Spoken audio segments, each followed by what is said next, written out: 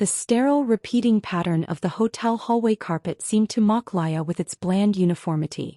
Each door was a clone of the last, a series of identical entryways to identical soulless rooms. It was the perfect place to disappear. Number 307. The keycard felt flimsy and insignificant in her trembling hand, a pathetic shield against the ghosts that chased her here. She'd driven for 3 days straight, fueled by stale gas station coffee and a desperate need to put as much distance as possible between herself and the wreckage of her past. This anonymous hotel in a city she couldn't name was supposed to be a sanctuary, a place to finally breathe. Her reflection in the polished brass number plate was a distorted caricature she barely recognized. A pale face, large haunted eyes, and the angry puckered line of a scar that bisected her left eyebrow and sliced down to her cheekbone. A permanent reminder of trust broken and a life stolen. She flinched away from it, jamming the keycard into the slot. The light blinked green, a soft click echoing the frantic beat of her own heart. Taking a deep, shuddering breath, Lyah pushed the heavy door open and stepped inside. The first thing she noticed was the scent. It was wrong. Not the sterile lemon-scented cleaner of a freshly prepared room, but something rich, masculine, and primal. Like sandalwood pine after a storm, and something else, something wild. The air was thick with it, a tangible presence that curled into her senses and made the fine hairs on her arms stand on end. The second thing she noticed was that the room was not empty. It was a suite far grander than the simple room she had booked. The lights were dim, casting long shadows from opulent, dark wood furniture. And in the center of the room, standing with his back to her as he looked out the panoramic window at the rain-slicked city below, was a man. He was tall, broad-shouldered, and radiated an aura of coiled power that seemed to suck all the oxygen from the air. He wore a simple black t-shirt that stretched taut across the formidable muscles of his back and dark jeans that rode low on his hips. Lyah froze, her hand still on the doorknob. A cold spike of pure terror lanced through her. Wrong room. Wrong. Her mind screamed at her to back out, to flee, to run and never look back. But her feet were cemented to the floor. As if sensing her presence, the man turned. Fully. Deliberately. And Lyah's breath hitched in her throat. He was devastatingly handsome, but in a way that was more terrifying than alluring. His face was all sharp angles and unforgiving planes, with a strong jaw dusted with dark stubble and a mouth that looked like it had never known a smile. But it was his eyes that captured her, that held her hostage. They were the color of molten gold, intense and predatory, and they pinned her in place with an almost physical force. He didn't speak.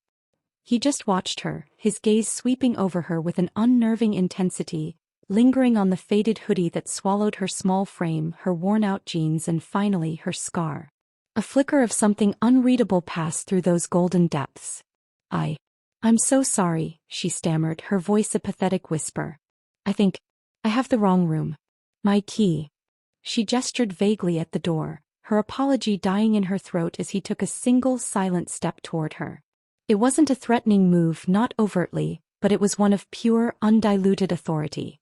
The air crackled, the primal scent of him intensifying until it was all she could breathe. A low sound rumbled in his chest, too deep to be human, a possessive growl that vibrated through the floor and straight into her bones.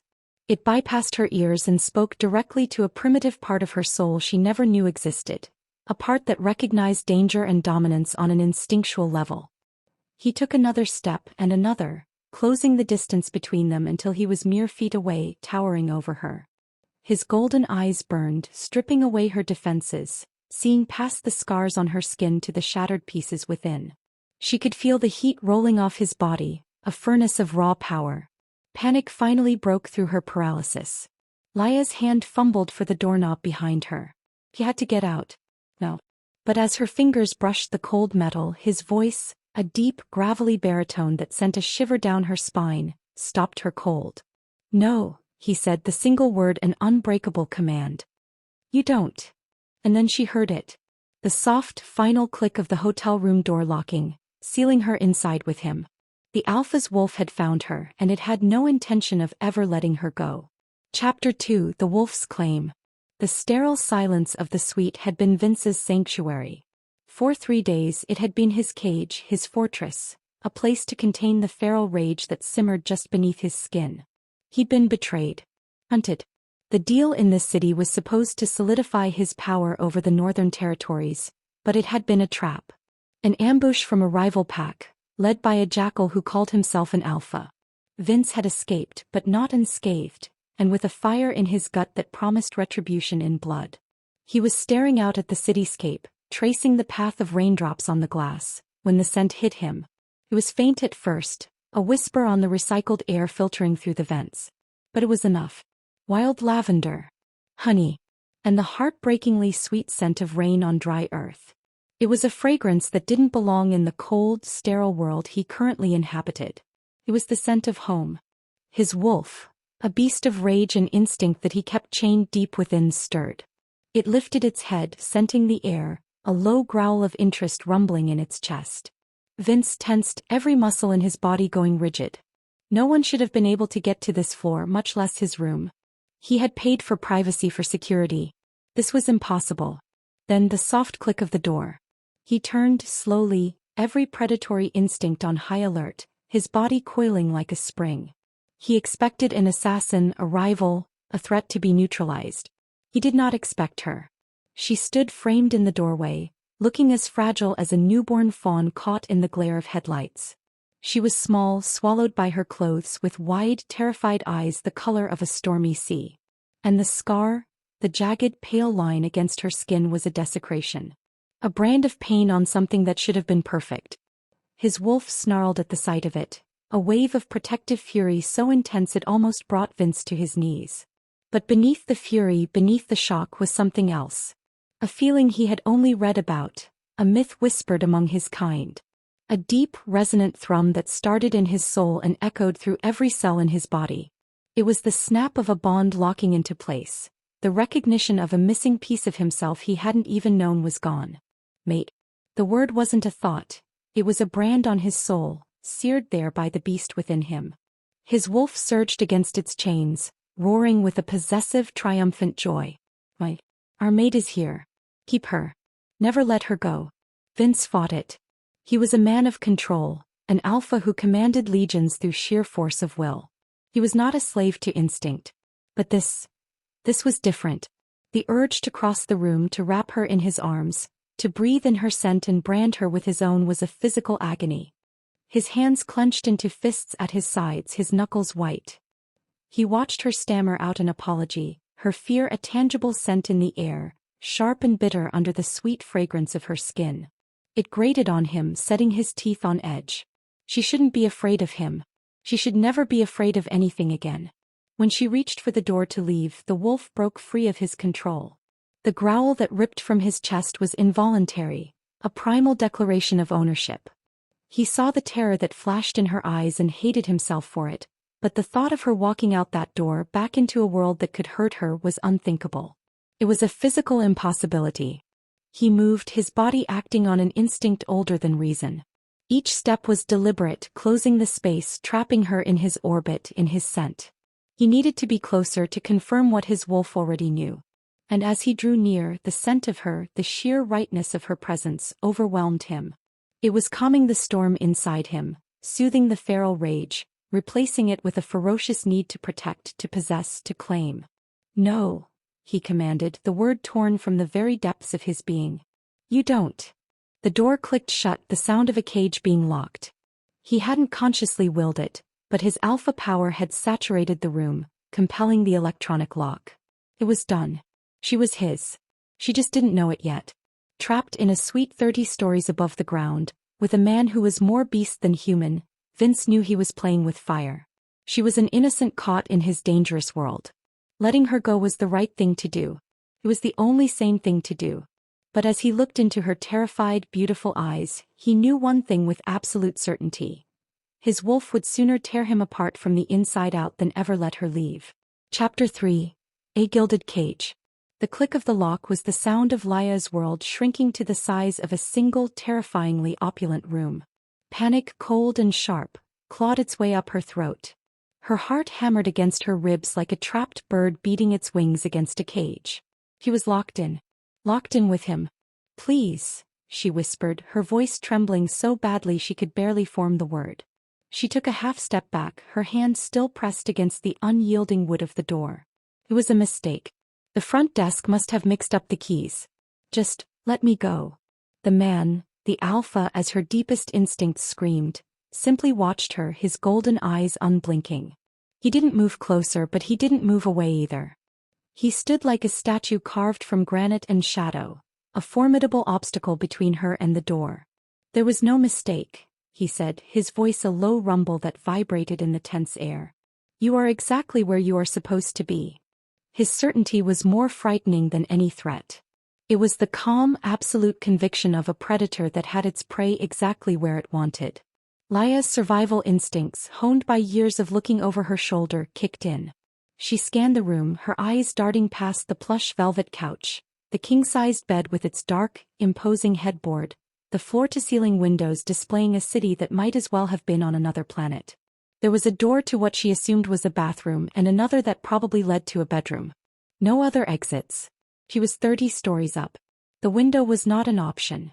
Who are you? She demanded, trying to inject a strength into her voice that she did not feel. What do you want? He inclined his head slightly, a gesture that was almost elegant, if it weren't so predatory. My name is Vince. And what I want is for you to be calm. The absurdity of the request almost made her laugh, a hysterical, broken sound. How could she be calm? She had fled one monster only to stumble into the den of another. This man radiated a danger that was somehow more potent, more elemental, than anything she had ever faced. It wasn't just physical strength. It was an ancient, primal authority that seemed to press down on her, demanding submission. She decided to try reason. Look, I don't know who you think I am, but I'm nobody. I have nothing. No money, no connections. Letting me go is the smartest thing you can do.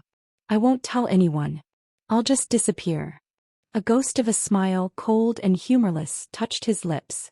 I know you have nothing. I know you're running. It doesn't matter. His words hit her like a physical blow. How could he know that? He saw the shock on her face, and his expression softened almost imperceptibly. Your scent, he explained, his voice dropping lower, becoming almost intimate. It's full of fear. Exhaustion. But underneath it all, it's the most incredible thing I've ever known. Lyah stared at him, bewildered and terrified. He spoke of scent as if it were a language, and hers was telling him all her secrets. The slow burn of tension in the room began to shift. The initial sharp terror was still there, but it was being overlaid with a confusing, disorienting awareness of him. The way he stood, so perfectly still yet brimming with energy. The sheer masculine presence of him that filled every corner of the suite. The rich, wild scent of him was no longer just in the air. It felt like it was seeping into her skin, marking her. He must have seen the war of emotions on her face because he finally moved, not toward her, but toward a small, built-in bar in the corner. You're thirsty, he stated, not asked. He retrieved a bottle of water, his movements fluid and economical. He twisted the cap and placed the bottle on a coffee table that stood between them. Drink. It was an order cloaked as a kindness. She didn't move. Accepting anything from him felt like a concession, a form of surrender. His eyes narrowed slightly. It's just water. I'm not going to hurt you, Lyah. He knew her name. The sound of it on his lips, a low, possessive growl, sent a fresh wave of ice through her veins. He must have seen it on the reservation, but it still felt like a violation. Like he'd reached into her mind and plucked it out. Slowly, her own thirst warring with her fear, she crept forward. She snatched the bottle from the table, her fingers brushing the cool glass, and retreated to her position by the door in a single fluid motion. She watched him over the top of the bottle as she drank, the cool water a small relief in the suffocating atmosphere. He hadn't moved. He was simply watching her, his golden gaze intense and unwavering. He was waiting. But for what? The realization dawned on her with a sickening certainty. He wasn't waiting for a ransom or for instructions. He was just waiting for her to accept the new reality of her situation. This gilded cage was her home now. And he was her keeper. Chapter 4, Scars and Secrets. From his position by the window, Vince watched her. He'd been watching her for what felt like hours, though the city lights outside told him it had only been one. She'd finally moved from her post at the door, choosing to sit on the very edge of an armchair as far away from him as possible. She held the empty water bottle in a white-knuckled grip, a makeshift weapon and a pathetic security blanket all in one. Every instinct in him, every fiber of his alpha being, screamed at him to go to her, to soothe the terror that rolled off her in waves.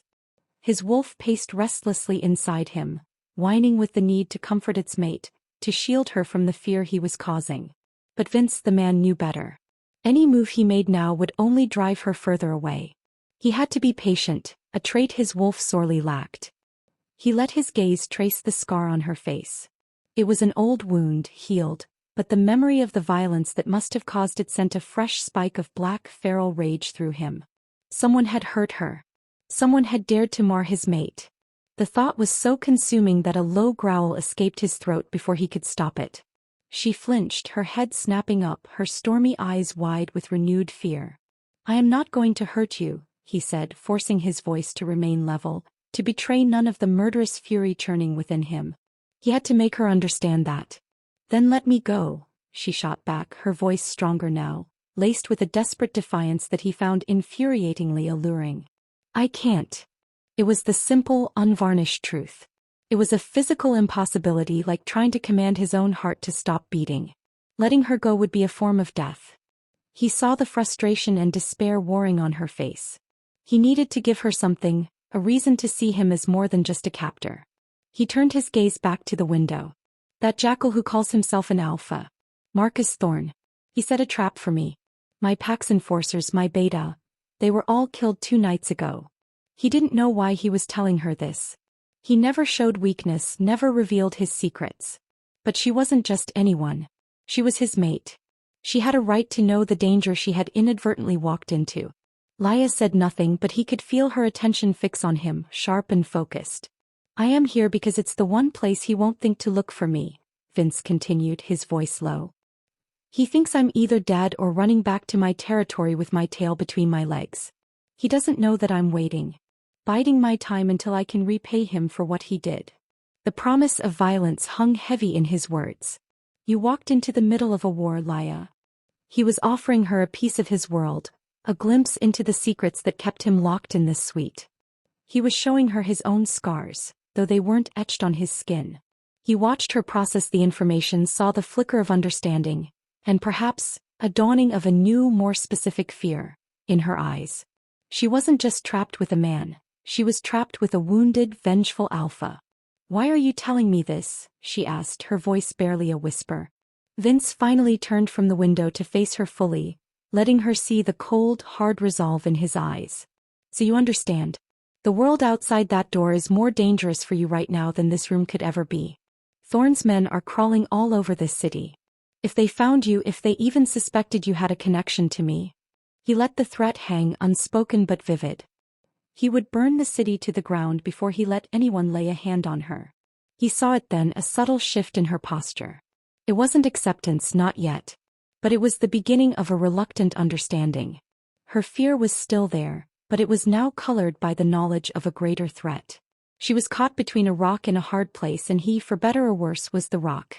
His wolf was pleased. It saw her fear of the outside world as a victory, a justification for keeping her locked away, safe under his protection. But Vince felt a pang of guilt. He was using his war, his pain, as another bar on her cage. He was a monster, using other monsters to sanctify his own possessive needs. He wanted to know about her scar. He wanted to hunt down the person who gave it to her and tear them limb from limb. He wanted to erase the memories that made her flinch from his gaze. He wanted to replace her fear with trust, with passion, with the fierce, all-consuming bond he felt tying their souls together. But for now he would wait. He would let his secrets be the first bridge between them, a fragile truce in the quiet of their gilded cage. Chapter 5. The First Touch. 2 days passed in a strange, suffocating silence. A fragile, unspoken truce settled between them. Vince had food delivered, left on a tray outside the door for him to retrieve. He would place her portion on the coffee table and retreat to the other side of the room, giving her space. Lyah ate, her body's need for sustenance overriding her pride. She slept on the plush couch, curling into a tight ball, while he took the armchair, watching over her through the night like a sentinel. She knew she should be terrified of his constant golden-eyed gaze, but a small, treacherous part of her was beginning to feel safe. It was a twisted, dangerous feeling. Safety in a cage was still a cage. Yet, in the long, quiet hours, she found herself observing him as much as he observed her. She saw the tension in his shoulders that never truly eased, the way he would sometimes close his eyes and clench his jaw, as if fighting an internal battle. She saw the raw grief that flashed in his expression when he thought she wasn't looking, a profound pain that spoke to the loss of his pack. He wasn't just a monster, he was a king who had lost his kingdom. On the third night, the storm that had been threatening the city finally broke. Rain lashed against the panoramic windows, and the distant rumble of thunder grew steadily closer. Lyah had always hated thunderstorms. They reminded her of shouting, of things breaking, of a terror so profound it left her breathless. A particularly loud clap of thunder, so close it shook the very foundations of the building, ripped a small, involuntary cry from her lips. She jolted upright on the couch, her heart seizing in her chest, her breath coming in short, sharp gasps. The walls of the suite suddenly felt like they were closing in, the memories she'd run so far from crashing down on her with the force of the storm. Her hands went to her head, her fingers digging into her scalp as she tried to ground herself, to fight back the wave of panic. Her scar throbbed, a phantom ache that was more memory than pain. Don't fall apart. Not here. Not in front of him. Lyah. His voice was different. The hard, authoritative edge was gone, replaced by something softer, laced with a raw concern that cut through her panic. She looked up and he was there, kneeling on the floor in front of the couch, having crossed the room in utter silence. He was too close. His heat, his scent, the sheer overwhelming presence of him enveloped her. Her ragged breaths hitched. Breathe, he commanded gently, but it was his eyes that held her. The predatory gleam was gone, replaced by a deep aching tenderness that stole the air from her lungs all over again, but for a different reason. Another crash of thunder echoed and she flinched violently, a tear escaping her eye and tracing a hot path down her cheek. Before he could stop himself, before reason could intervene, Vince acted purely on instinct. He reached out, his large, calloused hand moving slowly, giving her ample time to pull away. But she didn't. She was frozen, caught between the storm in the sky and the storm in the room. His thumb came up to gently, reverently brush the tear from her skin. His touch was electric. A jolt, hot and sharp, shot through her, not of fear but of pure, unadulterated awareness. His skin was warm, slightly rough, and the simple, gentle contact was so unexpected, so contrary to the dangerous man she thought he was, that it shattered her composure. A sob broke from her lips. His hand cupped her cheek, his thumb stroking the sensitive skin just below her eye, avoiding her scar with a delicacy that made her ache. "I've got you," he murmured, his voice a low, hypnotic rumble. "The storm can't get to you in here. Nothing can." It was the first time they had touched. In that single moment of contact, the dynamic of their gilded cage irrevocably shifted. The line between captor and captive blurred. Lyah leaned into his touch, a subconscious act of surrender to the comfort he offered. The fear was still there, but now it was tangled with a new, terrifying emotion. A flicker of want. A dangerous, forbidden desire to feel that touch again. For Vince, the contact was both heaven and hell. The feel of her soft skin under his hand was a jolt to his very soul, a confirmation of the bond his wolf had already claimed. It took every ounce of his centuries-old control not to pull her into his arms, to bury his face in her hair, to soothe her fears with his body, his scent, his entire being. This gentle, chaste touch was a promise of more, a spark that lit a fuse on a slow burn that threatened to consume them both. He had captured her by force, but in this single, unguarded moment as she trembled under his touch, he felt something far more dangerous. He was the one becoming captive. Chapter 6. The Scent of Surrender. The storm outside eventually exhausted itself, leaving behind a rain-washed city that glittered under the returning moonlight. But inside the suite, a different kind of storm had just begun. The single fleeting touch had shattered the fragile truce, replacing the silence with a tension so thick it felt like a physical presence in the room. Lyah had retreated to the couch, pulling a decorative throw blanket around her shoulders like a shield. But it offered no protection from the memory of his thumb against her skin, or the gentle, possessive way he had cupped her cheek. He had returned to the armchair, but the space between them felt charged, every inch of air crackling with an unspoken awareness. She could feel his golden eyes on her, a tangible heat that seemed to singe her skin even through the blanket. She was no longer just afraid of him. She was afraid of the traitorous flutter in her own stomach, the confusing warmth that had spread from his touch and settled deep in her core. He had comforted her. The monster had shown her a kindness more disarming than any threat. It was a calculated move, she told herself. A way to manipulate her, to make her compliant. But the aching tenderness she had seen in his eyes felt too real, too raw to be a lie. Vince watched her, his body a knot of rigid control. His wolf was preening, drunk on the memory of their mate's skin, the faint, sweet taste of her tears. Wanted more. It howled for more. Go to her, it urged. She's ours. Comfort her. Claim her. Vince gritted his teeth, his knuckles white where he gripped the arms of the chair.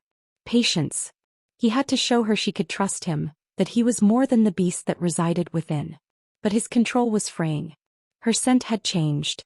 Underneath the lingering fear, a new note was emerging, something soft and inquisitive. Her curiosity about him was a fragrance as potent as an aphrodisiac, and it was driving him insane. You're not eating enough, he said, his voice emerging as a low rasp, rougher than he intended. He gestured towards the untouched plate of food on the table. Lyah flinched slightly at the sound, pulling the blanket tighter. I'm not hungry. Your body needs fuel. You're too thin, he pressed, the words sounding more like an accusation than a concern. It was a possessive, proprietary thought slipping past his guard. He wanted her strong, healthy. He wanted to erase the haunted, fragile look in her eyes and replace it with fire. You don't get to tell me what to do with my body, she retorted, a spark of defiance flashing in her sea-gray eyes. The spark fanned the embers of his wolf's temper. A low growl rumbled in his chest. Here in this room I get to tell you whatever I want. The alpha slipped out, dominant and uncompromising. He instantly regretted it, seeing the flicker of her newfound courage dim, replaced by the familiar shadow of fear. He cursed himself internally. He stood, forcing his movements to be slow, non-threatening.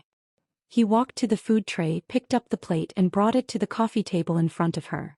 He knelt just as he had during the storm, placing him below her eye level. It was a deliberate act of submission, a contradiction to the harsh words he had just spoken. Please, Lyah, he said, his voice dropping again to that intimate, concerned tone that did strange things to her insides. Eat. For me. The request hung between them, a thread of connection she was terrified to grasp. For me. It implied a relationship, a responsibility, a bond that she wasn't ready to acknowledge. Her gaze dropped from his intense eyes to his hands, resting on his knees. They were large, strong hands capable of immense violence, yet they had touched her with such reverence. She remembered their warmth, the secure feeling of his palm against her cheek. Slowly, her fingers trembling, she reached for the fork. Her knuckles brushed against his as she took it. The contact was brief, barely a whisper of skin on skin, but it sent another jolt through them both. His breath hitched. Her heart skipped a beat. She quickly pulled her hand back, the cold metal of the fork a stark contrast to the heat he ignited in her. She ate, forcing down bites of roasted chicken and vegetables under his watchful gaze. She could feel him breathing, could smell that intoxicating wild scent of sandalwood and pine that was becoming dangerously familiar. With every bite she took, she felt as though she were consuming more than just food. It felt like she was accepting his care, his protection. It felt like surrender. And the most terrifying part was, a small, wounded piece of her soul desperately wanted to. Chapter 7. Closer. The uneasy peace of their gilded cage was shattered by the shrill, intrusive buzz of a burner phone Vince had hidden in his suitcase. He answered it on the first ring, his back to Lyah, his entire posture transforming in an instant. The patient, watchful man was gone, replaced by the ruthless alpha.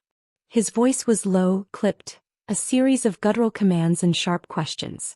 Lyah couldn't make out the words, but she could hear the violence simmering beneath them. He was a predator scenting blood. A king preparing for war. Every instinct she had screamed that this call was about the men who were hunting him, the men who would show her no mercy if they found her. Vince ended the call with a curt curse, slamming the cheap phone down on the bar. He stood motionless for a moment, his broad back a wall of coiled tension. When he finally turned to face her, his golden eyes were chips of ice.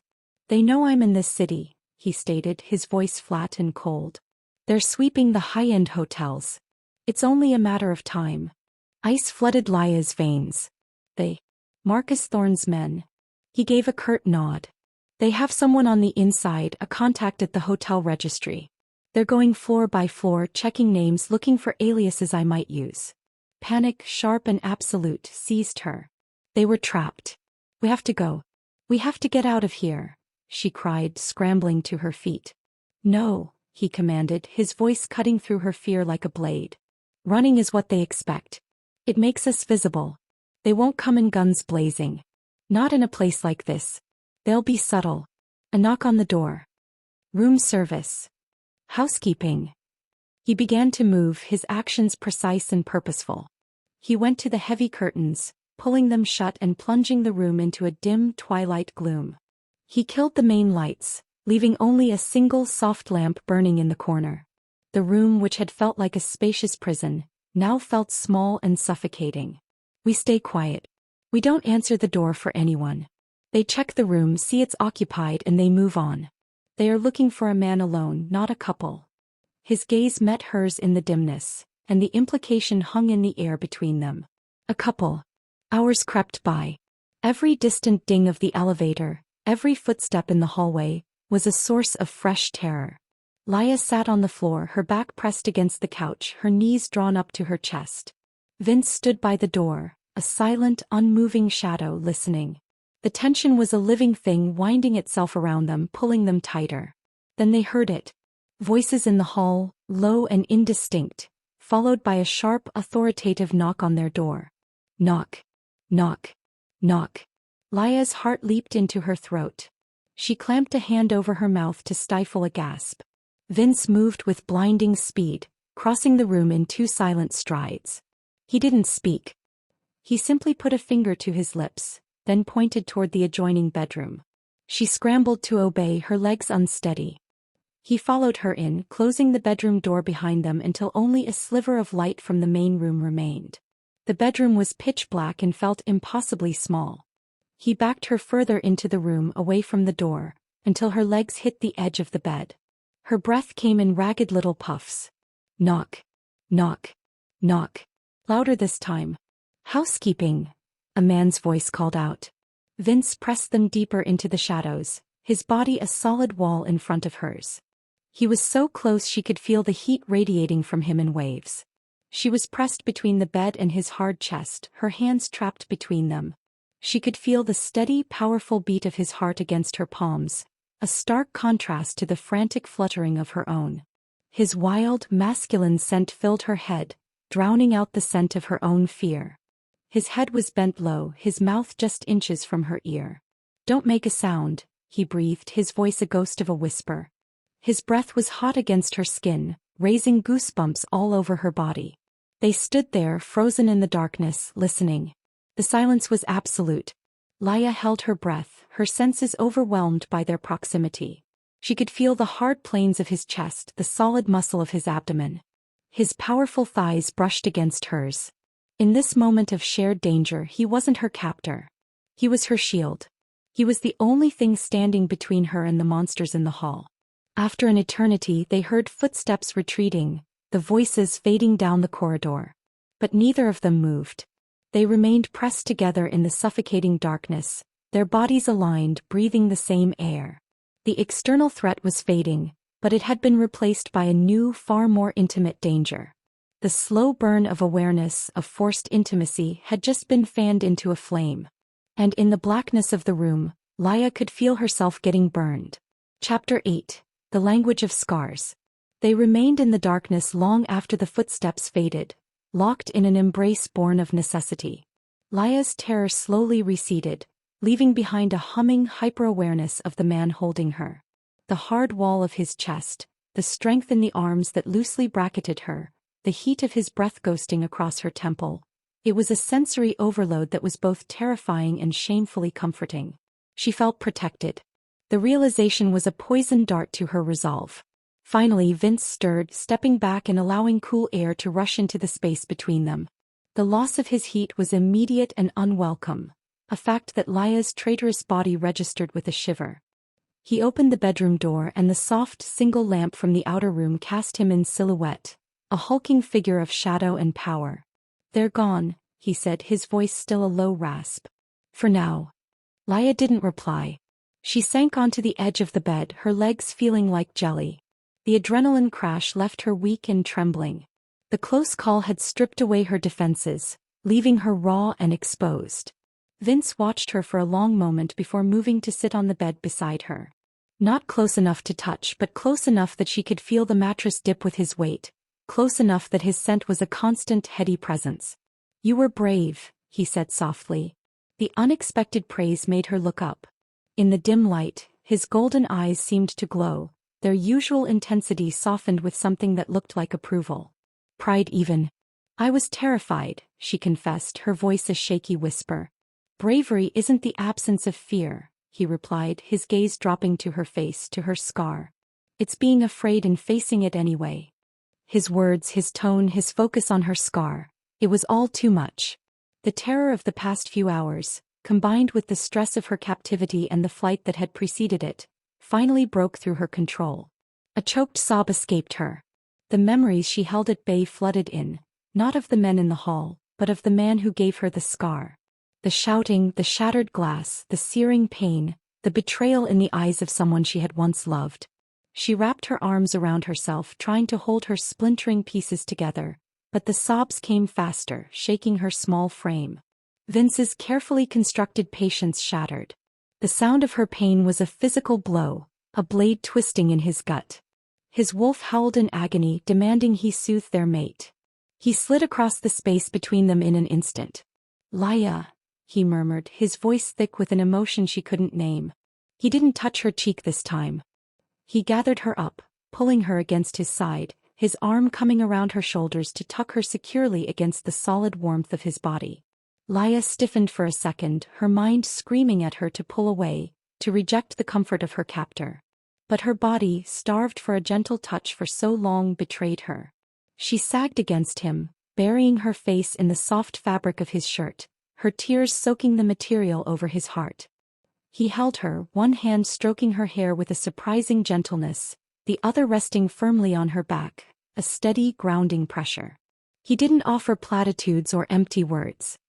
He just held her, absorbing her tremors, shielding her from the ghosts of her past with his sheer presence.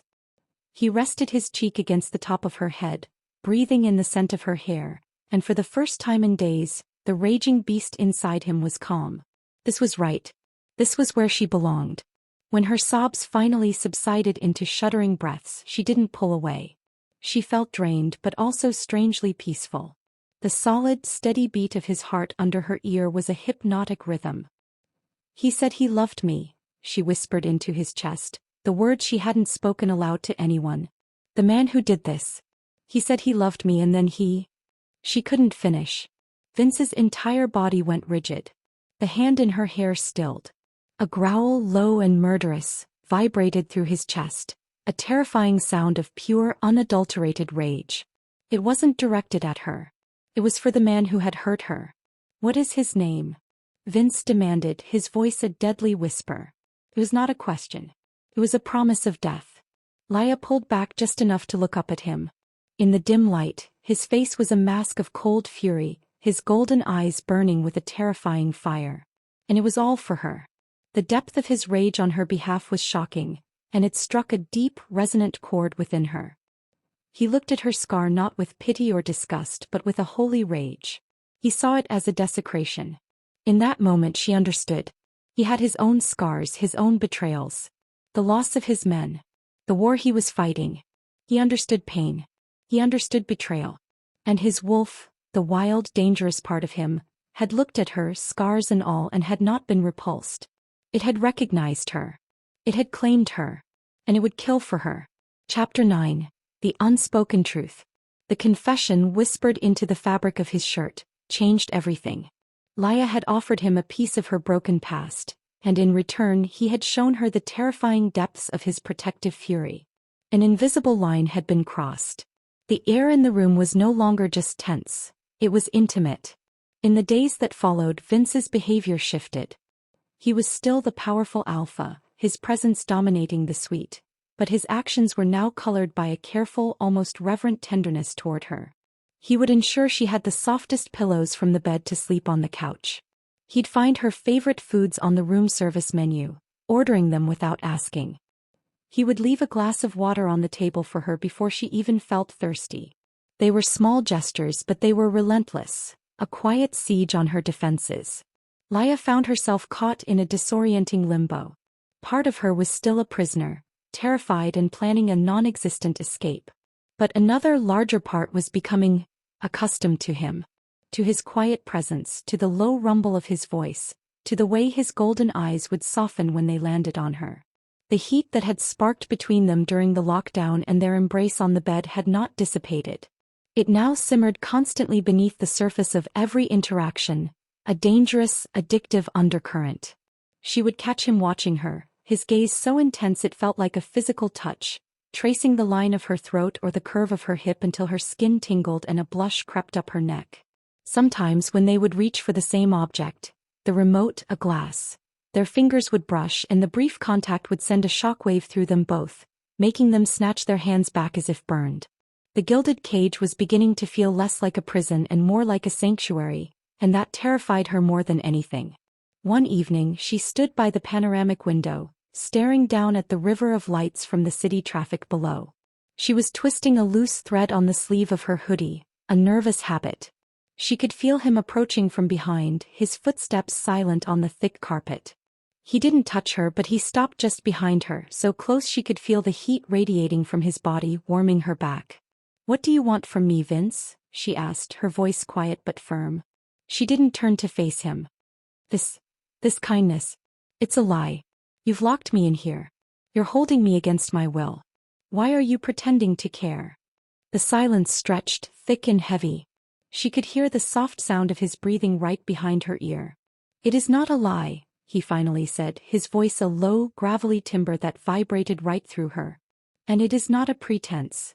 "Then what is it?" she challenged, finding a sliver of her old defiance. She finally turned, forcing herself to meet his gaze. She was cornered, her back to the cold glass of the window, his large frame blocking any escape. "Tell me the truth. Why won't you let me go?" His eyes burned into hers, a molten gold fire of raw, undiluted emotion. She saw pain there and rage and a desperate longing that made her own breath catch in her throat. He took the final step that separated them, his body almost flush with hers. He lifted a hand and for a heart-stopping second she thought he would touch her scar, but instead he cupped her jaw, his thumbs stroking her unmarred cheek. "Because the first moment you walked through that door," he rasped, his voice thick with a truth that seemed torn from the very depths of his soul, "my world, which had been black and white, exploded into color. Because your scent is the only thing that quiets the storm in my head." Lyah's heart hammered against her ribs. Her mind reeled, unable to process the poetic intensity of his words. "Because my wolf," he continued, his gaze unwavering, "the beast that I have kept chained inside me for a century, took one look at you and knew. It knew what my soul was screaming." He leaned in closer, his forehead coming to rest against hers, his hot breath mingling with hers. She could only stare into the golden depths of his eyes, completely mesmerized, completely trapped. "What?" she breathed, the question a fragile puff of air. "What did it know?" Vince's eyes closed for a fraction of a second, as if the final admission was a pain and a pleasure too great to bear.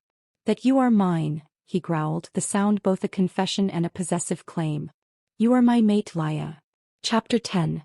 The Taste of Destiny. Mate. The word hung in the supercharged air between them, electric and terrifying. It wasn't a pickup line or a declaration of love. It was a statement of fact, delivered with the gravitational pull of a dying star. Lyah's mind, the rational part that had gotten her this far, screamed at her to reject it. It was impossible. He was delusional, a powerful man driven mad by grief and revenge, projecting some arcane fantasy onto the first woman who stumbled into his path. But her body, her soul, they reacted differently.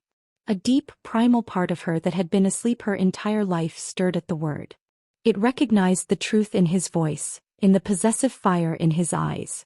It was the missing piece, the answer to the inexplicable pull she felt toward him, the reason his scent felt like coming home and his touch felt like a brand. "No," she whispered, but the denial was weak, breathless. It was a protest against the sheer, overwhelming force of his conviction. "Yes," Vince countered, his voice a low, hypnotic rumble. His hand tightened on her jaw, not painfully but firmly, anchoring her to him. His other hand came up to brace against the window beside her head, completing the cage his body had formed around her. "You have felt it too. Don't lie to me. Don't lie to yourself. You feel it every time I look at you. Every time we get too close." His thumb stroked her bottom lip, and a jolt of pure, unadulterated lightning shot through her. Her lips parted on a silent gasp. He was right. She was tired of fighting it, tired of lying to herself. The fear was still there, a cold knot in her stomach, but woven through it now was a dangerous, searing curiosity. A desire. She didn't know what to say. What could she say? Vince didn't need words. He saw the surrender in her eyes, the slight tremor in her lips, the subtle yielding of her body against his. It was all the invitation he needed. The century of control, the carefully constructed patience he had forced upon himself for days, finally snapped. He lowered his head and crushed his mouth to hers. It wasn't a gentle kiss. It was a cataclysm. A collision of fate and free will, of desperation and destiny. It was raw, hungry, and utterly possessive. His lips were firm, demanding, moving against hers with a starving urgency, as if he had waited an eternity for this single taste. And in a way he had. A small, shocked sound caught in Lyah's throat, but it was swallowed by his kiss. The taste of him was intoxicating, whiskey, power, and that wild primal essence that was uniquely Vince. All her thoughts scattered. There was no past, no future, only this moment, this man, this kiss that was rewriting her entire existence. Her hands, which had been pressed uselessly against his chest, fisted in his shirt, clinging to him as the world tilted on its axis. He groaned, a deep, guttural sound of pure pleasure and pain, and deepened the kiss. His tongue swept into her mouth, a dominant, searing invasion that claimed every inch of her. He tasted her, explored her, learned her. And to her own profound shock, she met him with a tentative exploration of her own. A flicker of defiance, a spark of need, she kissed him back. The moment she did, the kiss changed. The raw hunger was still there, but it was now laced with a profound tenderness.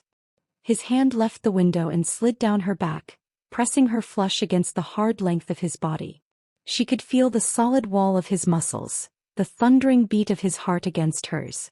His other hand moved from her jaw to the nape of her neck, his fingers tangling in her hair, tilting her head to give him better access. He was consuming her, branding her as his. And she was letting him. She was an active participant in her own claiming. When he finally broke the kiss, they were both breathless, their chests heaving. He rested his forehead against hers again, his golden eyes blazing with an emotion so fierce it looked painful. His lips were swollen, his breath ragged. "Mine," he panted, the word a sacred vow whispered against her lips. Lyah stared at him, her gray eyes wide with shock and dawning horror at her own response. She had not just surrendered, she had willingly participated. The taste of him was still on her tongue, the feel of his body was still imprinted on hers. The wall between captive and captor hadn't just been blurred, it had been utterly demolished. The magnitude of what just happened crashed down on her. This wasn't just a kiss. It was a seal. A bond. A promise of something she was terrified to even imagine. Panic, cold and sharp, finally sliced through the sensual haze. With a strength she didn't know she possessed, she shoved against his chest. "No," she gasped, stumbling back a step. "No." He let her go, his arms dropping to his sides, his expression a mixture of triumph, pain, and bewilderment at her sudden rejection. She stared at him, her body trembling, her lips still tingling from the force of his claim. She had just kissed her captor. She had just tasted destiny. And it tasted like the most beautiful, addictive, and dangerous poison she had ever known. Chapter 11. The Echo of the Kiss. The word, "no," was a shard of glass in the intimate space between them. It sliced through the sensual haze, leaving a wound that was immediate and deep. Lyah scrambled backward, her hand flying to her lips as if to wipe away the taste of him, the taste of her own shocking surrender. Her back hit the cool, unyielding surface of the window, the city lights below a dizzying, mocking blur. Vince stood frozen, his body still thrumming with the force of their kiss, with the triumphant roar of his wolf finally tasting its mate. Her rejection was a physical blow, dousing the fire in his blood with ice water. He saw the genuine panic in her eyes, the self-loathing and the raw fear. It wasn't him she was afraid of in that moment. It was her own response to him. "Lyah," he started, his voice a low, pained rasp. He took a half-step toward her, his hand outstretched. "Don't," she cried, flinching away from his offered hand as if it were a hot iron. "Don't touch me." The command, raw and desperate, stopped him cold. It was a stake through the heart of his wolf, which whined in his chest, confused and wounded. He had been so sure. He had tasted her submission, felt her body melt against his. He had felt the bond snap into its final, irrevocable place. To have her recoil from him now was a unique form of torture. With a visible effort, Vince clenched his jaw and lowered his hand. He forced himself to take a step back, then another, putting distance between them. It was one of the hardest things he had ever done. Every instinct screamed at him to go to her, to pull her back into his arms and kiss her until she forgot everything but him. But the man, the alpha who had seen the brand of trauma on her soul, knew that force would shatter the fragile, tentative connection they had just forged. He retreated to the far side of the room, turning his back to her to give her the illusion of privacy, though every cell in his body was acutely aware of her. He stared out into the night, his reflection a dark, menacing shape against the glittering skyline. What had he done? He had let the beast take over, had claimed her mouth with all the possessive hunger that had been building inside him, and in doing so he had terrified her. He had become the monster she expected him to be. Lyah slid down the window until she was crumpled on the floor, wrapping her arms around her knees, making herself as small as possible. Her lips still burned. Her body still tingled with a phantom heat where it had been pressed against his. She felt disgusted with herself, with her weakness. How could she have kissed him back? How could she have found a dark, thrilling pleasure in the arms of the man who held her captive? The word mate echoed in her mind. It was an excuse, a fantasy, a justification for his actions and her weakness. Yet, a treacherous part of her whispered that it was the truest thing she had ever heard. The kiss hadn't felt like a violation. It had felt like a coming home. And that was the most terrifying part of all. The silence in the suite stretched for hours, a thick, suffocating blanket of unspoken emotions. The air, once charged with desire, was now heavy with regret and confusion. When Lyah finally stirred, her limbs stiff and cold, she saw that Vince hadn't moved. He remained a statue by the window, a sentinel guarding a tomb. A blanket, a soft cashmere throw from the bed, was lying on the couch, neatly folded. An offering. A silent apology. She crept over to it, avoiding his side of the room, and wrapped herself in its warmth. It smelled faintly of him, that wild, intoxicating scent of pine and sandalwood. Instead of recoiling, she found herself breathing it in, a small, secret act of surrender. She was a prisoner once more, but the bars of her cage were no longer just the locked door.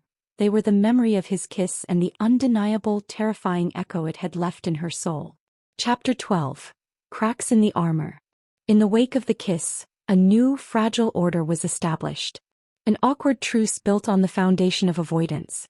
They moved around each other like celestial bodies caught in a strange, silent orbit, never touching, rarely speaking, but always acutely aware of the other's presence. The air was thick with things unsaid, with the memory of shared breath and the ghost of a touch.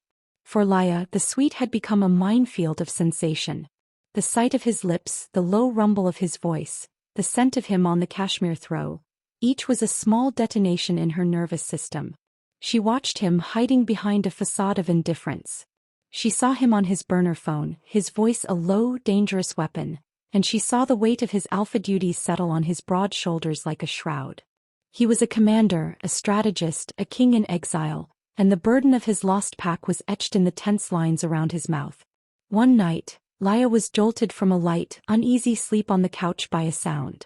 It wasn't a crash or a shout, but a single guttural word torn from the depths of a nightmare. No. It was Vince. She sat up, her heart pounding, and looked toward the armchair where he slept. He wasn't there.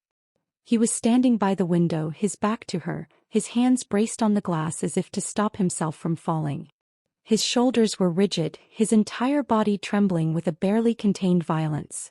Even from across the room she could feel the waves of anguish and rage rolling off him. She remained silent, hidden in the shadows, an unwilling witness to this crack in his formidable armor. He thought she was asleep. He thought he was alone with his demons. "I am sorry," he rasped, his voice thick with a raw grief that stunned her. He was speaking to the ghosts of his fallen men. "I failed you." In that moment he wasn't the terrifying alpha who had claimed her with a kiss. He was a man drowning in guilt, a leader who had led his men into a trap. He was scarred just like her. His wounds were just on the inside, invisible to the eye, but she recognized their shape, their weight. A strange, unexpected pang of empathy resonated deep within her. The same emotion she'd seen in his eyes when he'd looked at her scar, she now felt for him. He shuddered, a deep, racking tremor, and bowed his head, his forehead resting against the cool glass. The image of his utter desolation was a stark contrast to the unshakable power he usually projected. He was vulnerable. The realization shifted something fundamental inside Lyah. It didn't erase her fear, but it complicated it, weaving threads of compassion into the tangled mess of her emotions. Her captor was also a prisoner, trapped in this room with his own guilt. Slowly, quietly, so as not to startle him, Lyah stood up. She walked to the small bar, her bare feet silent on the plush carpet. She poured a glass of water, her hand steady. She hesitated, her mind screaming at her to go back to the couch, to stay out of it, to not get involved.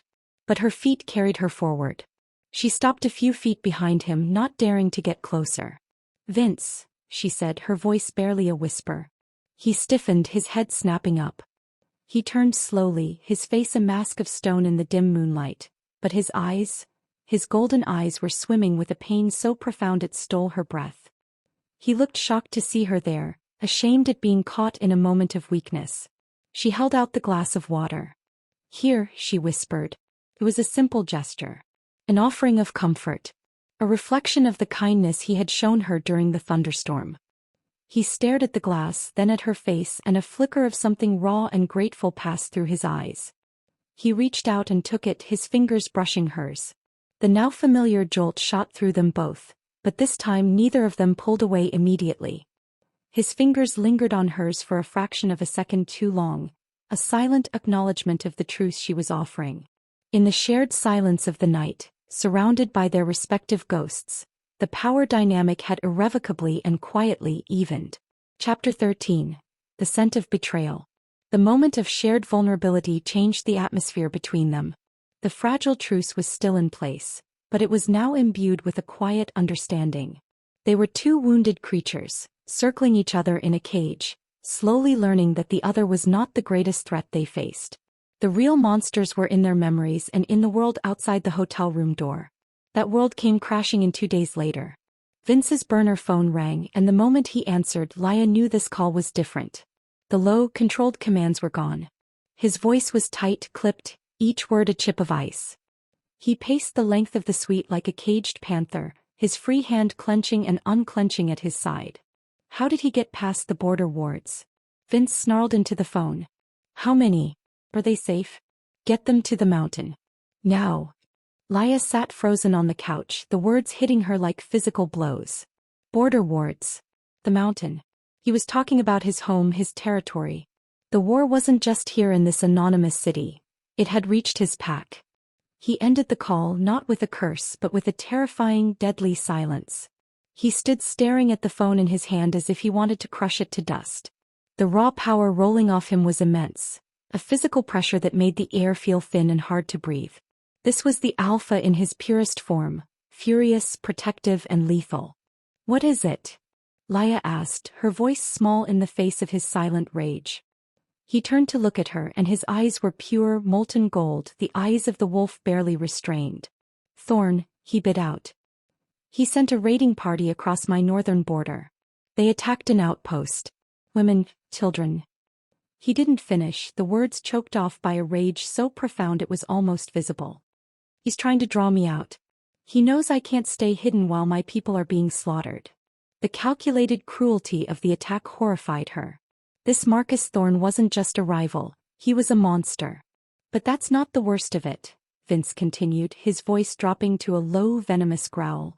They knew the patrol schedules. They knew exactly where to hit, where our defenses were weakest.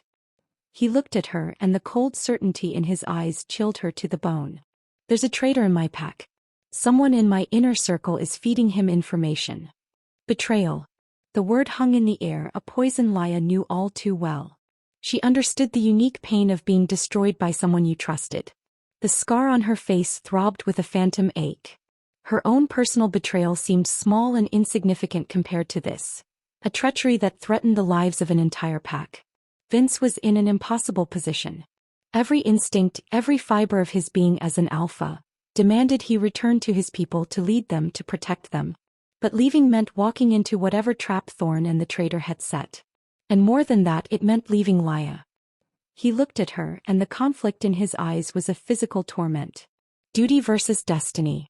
His pack versus his mate. I have to go back, he said, the words sounding like they were torn from his throat. You'll be walking into an ambush, she stated, surprised by her own clarity, her own immediate grasp of the strategy. His eyes narrowed, a flicker of surprise in their depths that she understood. I know. But I have no choice. She stood up and walked toward him, stopping a few feet away.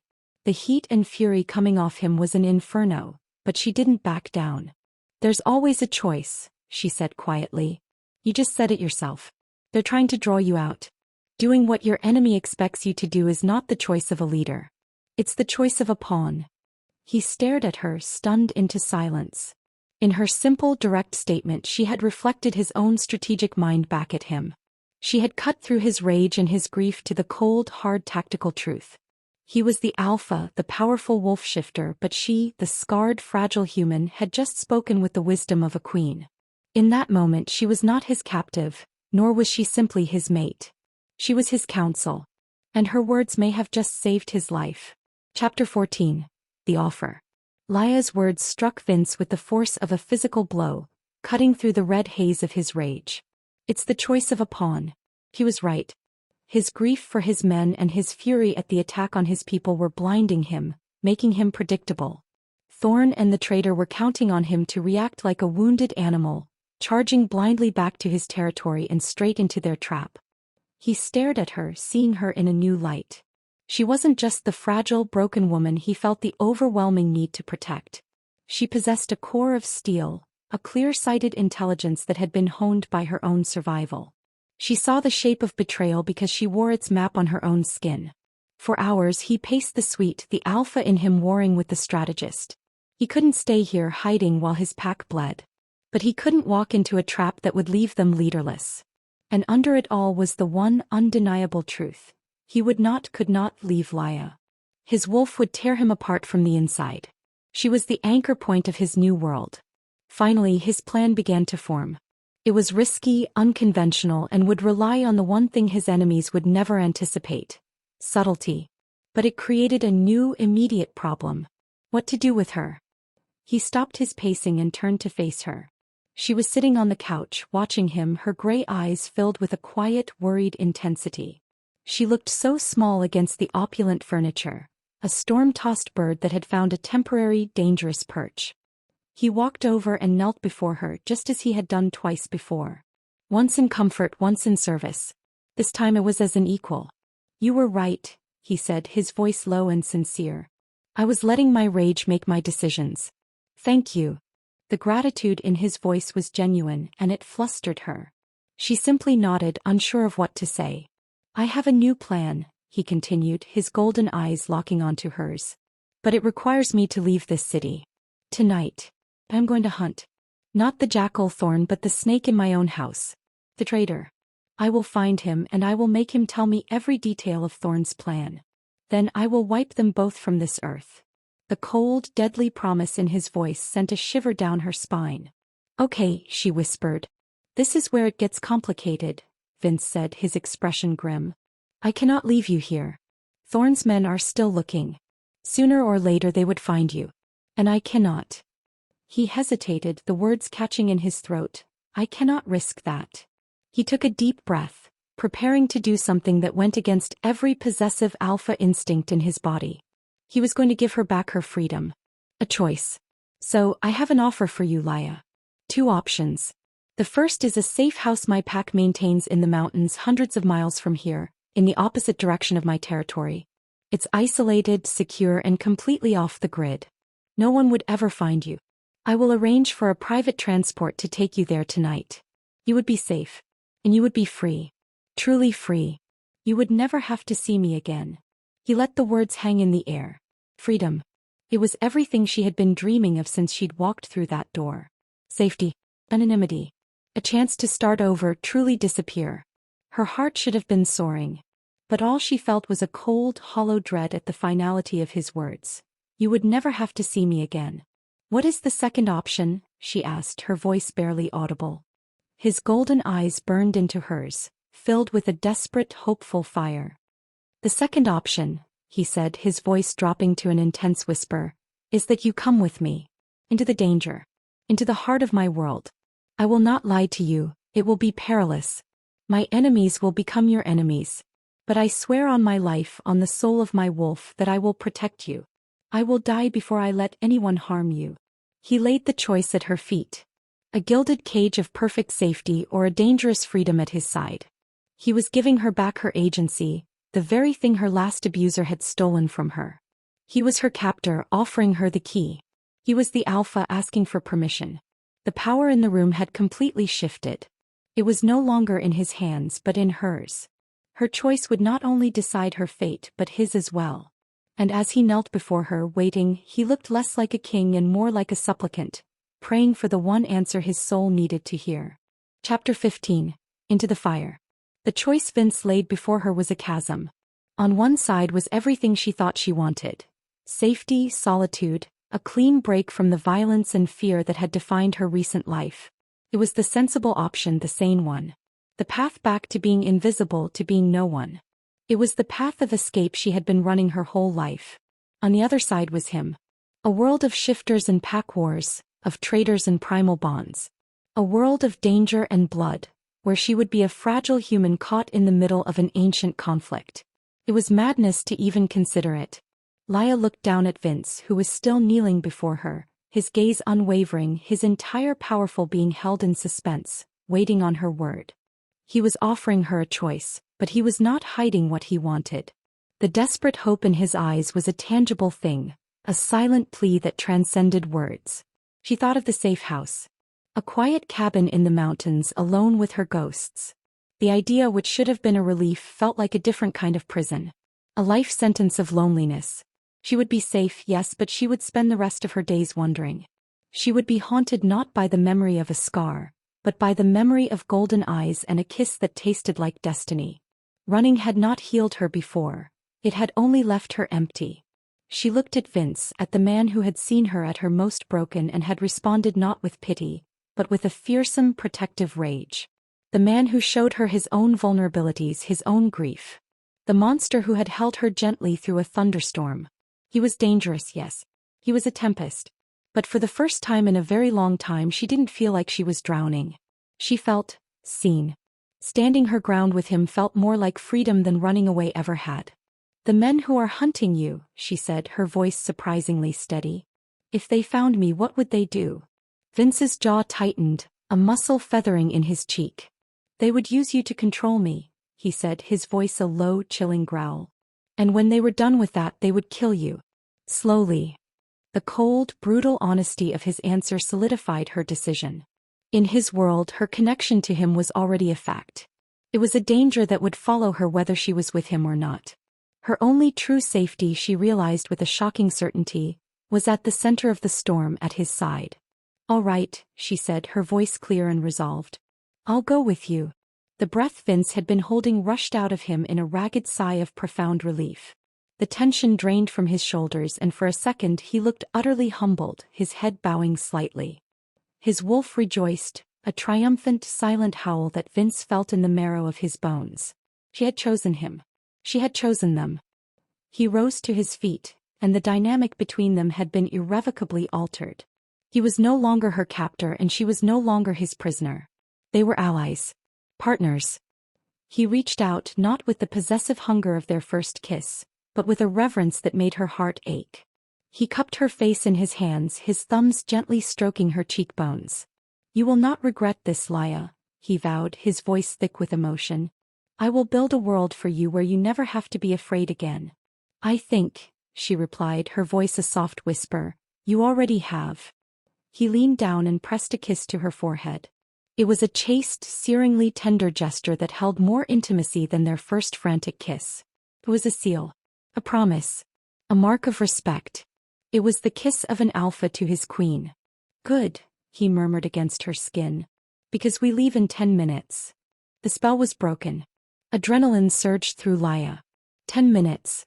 Their time in this gilded cage, the strange, suffocating sanctuary where their lives had collided and irrevocably fused, was over. They were leaving the quiet tension of the suite for the loud, bloody reality of Vince's world. They were stepping out of the frying pan and into the fire. But as Vince's hand found hers, his fingers lacing through hers in a gesture that was both protective and proprietary, she realized she wasn't afraid. For the first time they were facing the flames together. Chapter 16. The hunt begins. There was no time for hesitation. The moment Lyah agreed to go with him, Vince transformed from a brooding captor into a creature of pure, focused intent. He moved with a lethal grace, packing a single nondescript duffel bag with essentials she couldn't see, his movements economical and swift. "Change into these," he commanded, tossing a bundle of dark clothing onto the bed. It was a pair of black cargo pants, a soft, long-sleeved thermal shirt and sturdy-looking boots. Practical, anonymous. A uniform for her new life. She changed quickly in the bathroom, her heart hammering with a mixture of fear and a wild, unfamiliar thrill. When she emerged, he was waiting by the door, his own dark attire making him look like a creature born of shadow. He held out a black baseball cap. "Keep your head down. Don't look at anyone. Don't speak. Just stay right behind me. Do you understand?" She nodded, her throat too dry for words. He placed the cap on her head, his fingers brushing her hair, a fleeting, gentle touch in the midst of the escalating tension. His gaze swept over her, a final, possessive check before he opened the suite door. The hallway was silent. The sterile, patterned carpet that had seemed so menacing on her arrival now looked like the first stage of an impossibly dangerous race. Vince took her hand, his grip firm and reassuring, and pulled her into the corridor. He didn't head for the main elevators but for a service door marked with a stark, staff-only sign. The back corridors of the hotel were a different world. A maze of concrete floors, exposed pipes, and the lingering smell of bleach. Vince moved through them with a predator's certainty, his head on a constant, subtle swivel, his senses extended. Lyah could almost feel him listening, scenting the air for threats she couldn't perceive. He was in his element. This was the hunt. He led her to a grimy service elevator, the kind used for laundry carts and trash. As they descended, the small, rattling space was thick with a new kind of tension. It wasn't the slow-burn intimacy of the suite, but the sharp, metallic taste of imminent danger. Vince had one arm braced against the wall, his body a shield between her and the door, his golden eyes scanning the floor indicator with fierce concentration. The elevator opened into the bowels of a cavernous underground parking garage. The air was cool and smelled of gasoline and damp concrete. Vince pulled her along, his pace quickening as they moved between rows of silent, gleaming cars. He led her not to an expensive sports car, but to a dusty, unremarkable black truck that looked like it belonged to a contractor. It was anonymous, powerful, and built to disappear. Just as he reached for the driver's side door, a voice echoed from the other end of the garage. "Hey, you're not supposed to be down here." Lyah froze, her blood turning to ice. 2 hotel security guards were walking toward them, their flashlights cutting beams through the gloom. Vince didn't even look at them. "Get in," he growled at Lyah, his voice a low command that brooked no argument. He pushed her toward the passenger side. As she fumbled with the door handle, he turned to face the guards. He didn't raise his voice or his hands. He simply looked at them, and a wave of pure, primal authority rolled off him. "You didn't see us," Vince said, his voice quiet but carrying an unnatural weight. It wasn't a suggestion. It was an implantation of fact. The guards stopped dead. Their expressions went blank, their eyes glazing over for a fraction of a second. "Right," the first one mumbled, looking confused. We didn't see anyone." They turned as if in a trance and walked back the way they came. Lyah stared dumbfounded from the open door of the truck. What did you do?" "Alpha command," Vince said, climbing into the driver's seat. "Doesn't work on everyone but on humans with weak wills. It's effective." He started the engine, its powerful rumble a reassuring sound in the sudden silence. He gunned the truck up the ramp and out into the rain-slicked city streets. Lyah watched the opulent hotel disappear in the rearview mirror, the gilded cage shrinking into just another building in a city of millions. They had escaped. But as Vince navigated the dark, anonymous highways, leaving the city lights behind for the deep black of the countryside, Lyah knew this was not the end. The real hunt had just begun. Chapter 17. A world of scent and shadow. They drove for hours, speaking little. The black truck ate up the miles, a bubble of warmth and security moving through the vast, dark landscape. Lyah watched the world outside blur into a meaningless stream of trees and highway signs. Inside the cab, the only realities were the steady rumble of the engine, the glow of the dashboard lights, and the overwhelming presence of the man beside her. His earlier kindness had been replaced by a focused, predatory calm. He drove with an effortless precision, one hand on the wheel, his senses seemingly tuned to a frequency she couldn't hear. The silence wasn't awkward, it was purposeful. It gave her time to process, to let the shock of their escape settle into the new, terrifying reality of her choice. Just before dawn, Vince turned off the main highway onto a series of smaller, unmarked roads that grew progressively rougher until they were on little more than a dirt track. He pulled up to a small, isolated cabin nestled deep within a forest of towering pines. It was rustic and unassuming, the polar opposite of the hotel suite. This place felt real, grounded, smelling of damp earth and pine needles. "We're safe here for a day or two," he said, killing the engine. The sudden silence was absolute. "No one knows about this place but me and my beta." He paused, and a shadow of grief passed over his face at the mention of his fallen second-in-command. Inside, the cabin was sparse but clean, consisting of a single main room with a stone fireplace, a small kitchenette, and a narrow hallway leading to a bedroom and bathroom. A wave of exhaustion washed over Lyah. It had been days since she had felt anything resembling peace. Vince lit a fire in the hearth, his movements efficient. The crackle of the flames and the growing warmth filled the small space, chasing away the chill of the night. "You must have questions," he said, turning to face her, his features softened by the flickering firelight. She did. "A million of them." "Alpha Command," she started. "The mate thing. This whole world. What are you?" He leaned against the stone mantelpiece, a king in a woodsman's cabin. "We're called many things. Gifters. Lichens. Werewolves is the cruder term. We are a people who live with two souls, a man and a wolf, in one body. The wolf is instinct, power, rage, and loyalty. The man is reason, strategy, and control. An alpha is one who has mastered the balance between them." He spoke of it with such calm certainty as if discussing the weather. "And a mate?" she asked, her voice barely a whisper. His expression softened, the hard edges of the alpha momentarily melting away. "For us, a mate is not a choice. It's a fact. It's the other half of our soul. A scent that calls to us across any distance, a presence that quiets the beast. Before you, my wolf was a constant battle, a rage I had to fight to contain. But it is calm. It knows it has found its home." His words resonated with the unspoken truth she had felt in the suite. The inexplicable pull, the sense of rightness in his presence. "So my scent is the most perfect thing I have ever known," he finished, his voice a low, reverent growl. "It's the scent of my mate. To any other shifter you would smell pleasant. To me you smell like destiny." He gestured toward the short hallway.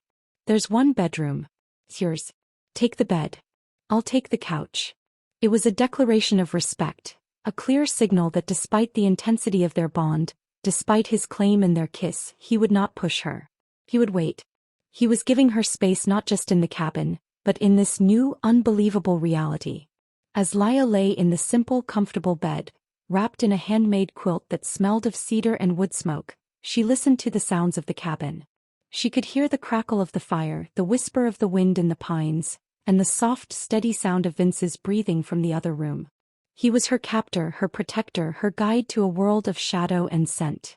And as she drifted off to a deeper, more peaceful sleep than she had known in years, she realized with a jolt that for the first time, the scent of a predator smelled like safety. Chapter 18. The Traitor's Name. The next day passed in a haze of surreal domesticity.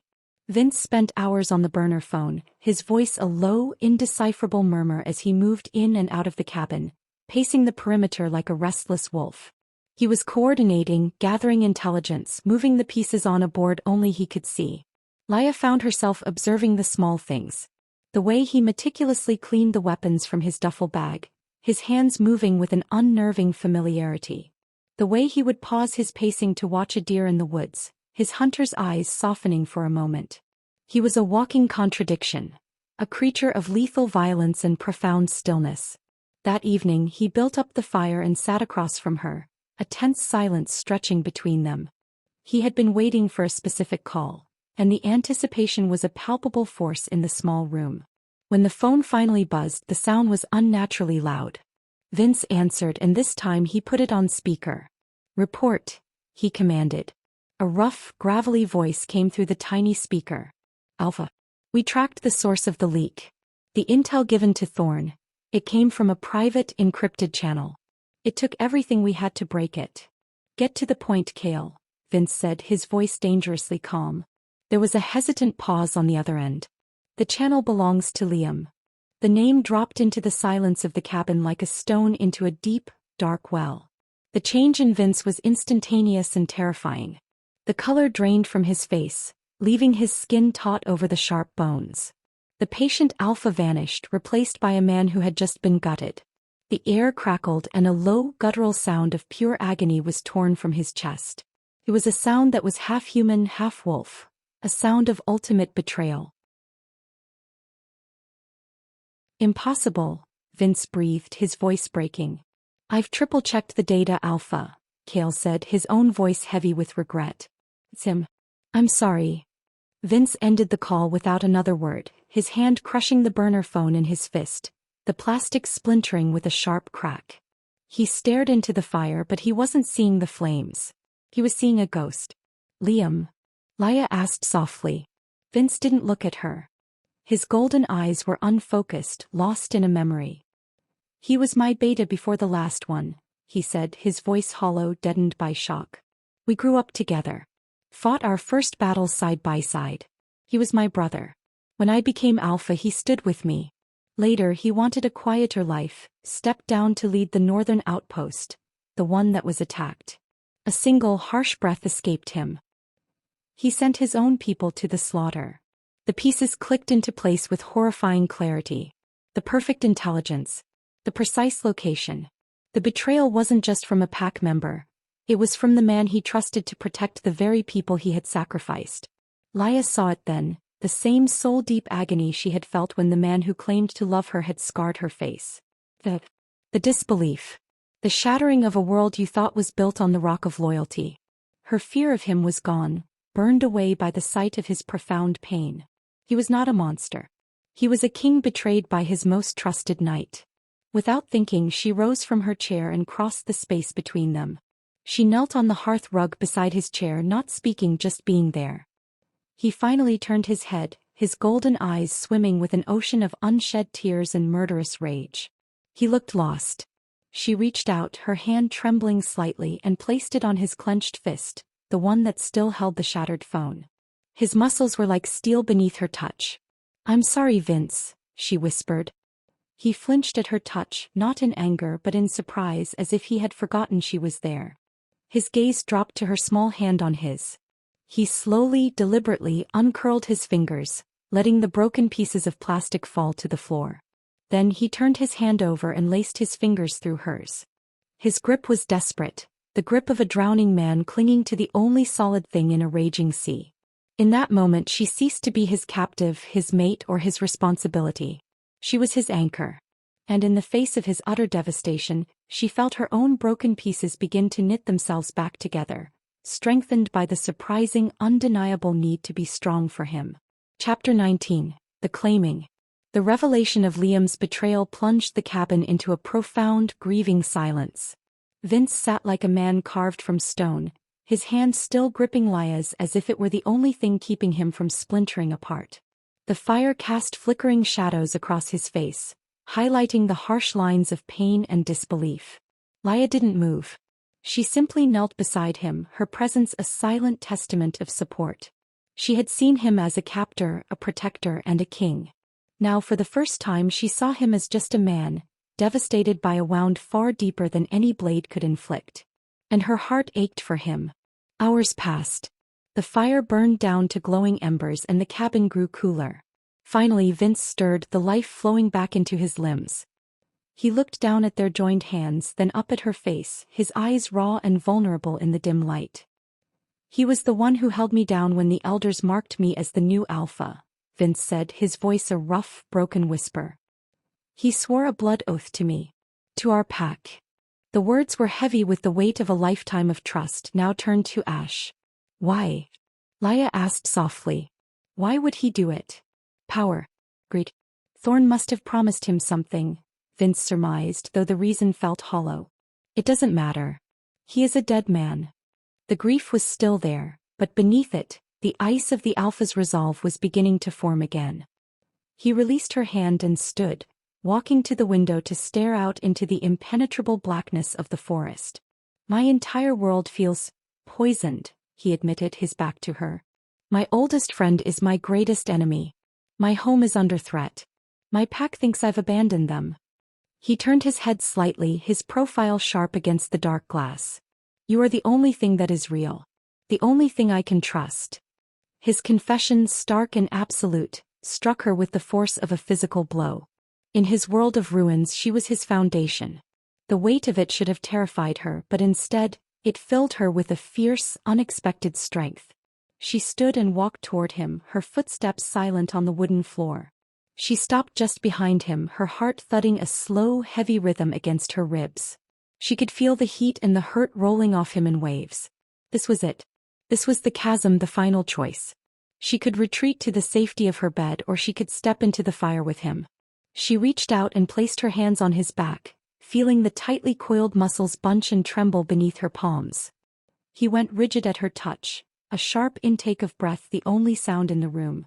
"You are not alone in this," she whispered, pressing her cheek between his shoulder blades, a gesture of profound, startling intimacy. With a low groan that was equal parts pain and relief, Vince turned in her arms, his hands coming up to cage her face, his thumbs stroking her cheeks. He looked down at her, his golden eyes blazing with 1,000 emotions, gratitude, desperation, and a raw, possessive hunger that made her knees weak. "Lyah." He breathed her name like a prayer. And that was all it took. The slow burn that had been simmering between them for days finally ignited, consuming all the fear, all the hesitation, all the pain. It was Lyah who rose on her toes. It was Lyah who closed the final inch between them. It was Lyah who initiated the kiss. And this time it was not a collision. It was a fusion. His mouth met hers with a desperate, reverent passion. It was a kiss of shared sorrow and fierce hope, a promise made in the dark. He swept her up into his arms as if she weighed nothing and carried her to the bedroom, never breaking the kiss. He laid her gently on the bed, following her down, his body covering hers like a warm, protective shield. In the faint moonlight filtering through the window, he looked at her, truly looked at her. He traced the line of her scar with the pad of his thumb, his touch so gentle it made her want to weep. "Beautiful," he murmured before lowering his head to kiss the puckered skin. He wasn't healing a wound. He was worshipping a part of her story. That single act shattered the last of her reservations. This was not a man who would hurt her. This was a man who saw her, all of her, and called her perfect. What followed was not a frantic, hurried act, but a slow, deliberate claiming. Every touch was a question, every kiss an answer. He undressed her with an agonizingly slow reverence, mapping her body with his hands and his mouth, learning her, memorizing her. And she, in turn, explored him, her hands tracing the hard planes of his chest, the corded muscles of his arms, the old, faded battle scars that told the story of his life. When they finally came together, it was a silent, soul-shattering union. It was more than just physical pleasure. It was a bond sealing itself, two broken halves becoming whole. It was the calming of the beast and the strengthening of the man. For Lyah, It was the erasure of a violent past and the claiming of a powerful future. It was the undeniable, earth-shattering feeling of finally, truly coming home. Chapter 20. The Alpha and His Queen. Lyah woke to the soft gray light of dawn filtering into the bedroom. For the first time in years she didn't wake with a jolt of anxiety. Instead she woke slowly, enveloped in a profound sense of peace and security. A heavy arm was draped possessively over her waist, and the solid, steady beat of a heart echoed against her back. She was tangled in the sheets with Vince, her body fitted perfectly against his, as if she had been designed for that very purpose. The memories of the night washed over her, the tenderness, the fierce passion, the quiet words whispered in the dark. It had been more than a physical act. It had been a consecration. He felt different. Whole. The frayed edges of her soul felt like they had been soothed and stitched together. She turned carefully in his arms to face him. He was already awake, his golden eyes watching her with an expression of quiet awe. The alpha, the warrior, the grieving leader. All of those facets were still there, but this morning he was simply her Vince. "Good morning," she whispered, a small, shy smile touching her lips. His answering smile transformed his entire face, erasing the harsh lines and revealing the man beneath. "Good morning, my mate," he rumbled, his voice thick with sleep. He leaned in and captured her lips in a slow, deep kiss that was full of the promises of the night and the hope of the new day. He pulled back slightly, his gaze growing serious, intense. "There is one more thing," he said softly. He lowered his head to the juncture of her neck and shoulder. She felt the ghost of a touch, then the sharp, brief prick of his teeth against her skin. It wasn't painful. It was a spark, a jolt of energy that shot through her entire body, lighting up every nerve ending. Felt like a brand of pure light, a permanent seal. When he lifted his head, he looked at her with fierce pride. "Now every shifter in the world will know you are mine. That you are the Luna of my pack. The Luna. The Queen." She touched the spot on her neck, a faint tingling heat radiating from the mark. She wasn't frightened or repulsed. She felt proud. Claimed. Later, after they had dressed, the atmosphere in the cabin was irrevocably changed. The tension was gone, replaced by an easy intimacy. They moved around each other with a comfortable familiarity, their hands brushing, their gazes constantly meeting and holding. Vince laid out a map on the simple wooden table.